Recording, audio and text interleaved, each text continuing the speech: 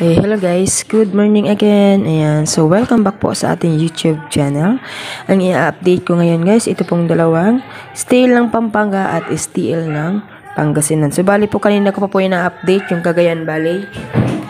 So ngayon, unahin po natin guys dito yung Pampanga.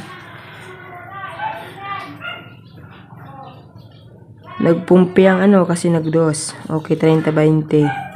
22. Baka guys magpitsada ulit So babalik-balik naman po yung mga numero. Ayan, so baka ibaba yung 22. Okay, 22.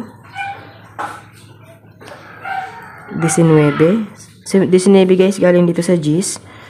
32 galing sa 5, pasunod tayo sa 31. Tapos 16.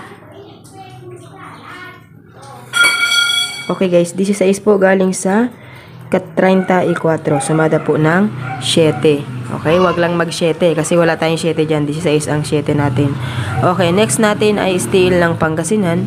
Sa Pangasinan naman po, ang lumabas po kahapon ay 34-2, 9-39 at 37-34. So malaki po yung chance na magpupumpayang ang Pangasinan dahil po ilang beses na kapit, naglabas si dos at naglabas yung pumpayang in-check, di ba? So, ano kaya pwede nilang ipumpayang dyan? Mahirap kasing hulaan yung pumpayang, di ba? So, gawin na lang natin guys, 12. Okay. So, 12, 7, 25,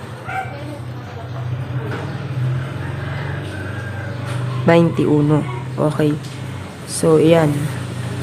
12, 7, 25, 21. 12, 7, 25, 21. Sumada po sa steel ng Pangasinan. So, yan po ang ating sumada sa ating. Pwede po pala guys mag-Jess. Okay, isama nyo yung Jess. Pasunod po sa 9. Ito po yung sumada natin sa steel po ng Pampanga at steel po ng Pangasinan. Good luck po sa inyo lahat guys. Have a nice day.